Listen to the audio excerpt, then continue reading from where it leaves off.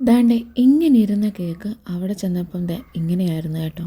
എന്ത് പറ്റിയതാണെന്ന് ചോദിച്ചാൽ എനിക്കൊരു പിടിയേയില്ല. ഇതിന് മുമ്പ് ഇങ്ങനെയൊന്നും സംഭവിച്ചിട്ടുമില്ല. കുറച്ച് ട്രാവലുള്ള കേക്കാണ് എന്ന് പറഞ്ഞതുകൊണ്ട് ഞാൻ നൈറ്റ് തന്നെ കേക്ക് സെറ്റ് ചെയ്ത് വെച്ചിട്ടുണ്ടായിരുന്നു. ബാക്കി ഡിസൈനൂടെ നമുക്ക് ചെയ്യാനുണ്ടായിരുന്നുള്ളൂ എന്ന് അങ്ങനെ പറഞ്ഞതുകൊണ്ട് മാത്രമാണ് ഞാൻ തലേദിവസം രാത്രി ഇത് ചെയ്ത് വെച്ചിട്ടുണ്ടായിരുന്നത്. ശരിക്കും എന്തോ സംഭവം എന്ന് വെച്ചാൽ കസ്റ്റമർ പറഞ്ഞത് ഇത് ഒരു കേക്ക് കൊടുത്ത് വിട്ട് കുറച്ച് കഴിഞ്ഞപ്പോൾ തന്നെ കസ്റ്റമറിൻ്റെ വിളി വന്നിട്ടുണ്ടായിരുന്നു കേട്ടോ. അപ്പോൾ തന്നെ എനിക്കങ്ങ് ഭയങ്കര ടെൻഷനായി. ദൈവമേ എന്ത് പറ്റിയെന്നൊക്കെ വിചാരിച്ചിട്ട്. അപ്പോൾ കസ്റ്റമർ നമ്മളോട് പറഞ്ഞിട്ടുണ്ടായിരുന്നത് ഒരു വളവ് തിരിഞ്ഞതാടാ, കാരണം വേറെ ഒന്നും സംഭവിച്ചിട്ടില്ല. അപ്പം കേക്കിൻ്റെ ബോഡിയിൽ നിന്ന് കേക്ക് കുറച്ച് മുന്നോട്ട് ഇങ്ങനെ നീങ്ങിയിട്ടുണ്ട് എന്നിങ്ങനെ പറഞ്ഞു. അപ്പോൾ പിന്നെ എന്ത് പറയാൻ, അവിടെ വെച്ചിട്ട് ഞാൻ പറഞ്ഞു എന്നാൽ പിന്നെ ഒരു കാര്യം ചെയ്യാം, ബോർഡ് എടുത്തിട്ട് ശകലം ഇങ്ങനെ പുറമോട്ട് നീക്കി വരാൻ പറ്റുന്നുണ്ടോ എന്ന് നോക്കാൻ പറഞ്ഞു.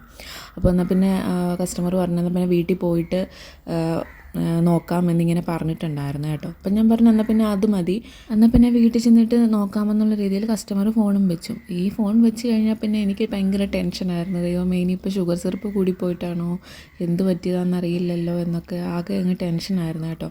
അപ്പോൾ വീട്ടിലെത്തിയിട്ട് ഞാൻ കസ്റ്റമറിന് മെസ്സേജ് അയച്ചിട്ടുണ്ടായിരുന്നു, ശരിയായോ, എങ്ങനെയായി, ശരിയാക്കാൻ പറ്റുമോ എന്നൊക്കെ ഇങ്ങനെ മെസ്സേജ് അയച്ചിട്ടുണ്ടായിരുന്നു.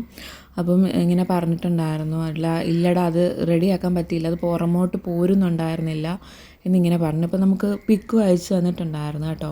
ഞാൻ എഴുതിയ പേരെല്ലാം മാഞ്ഞു പോയിട്ടുണ്ടായിരുന്നു.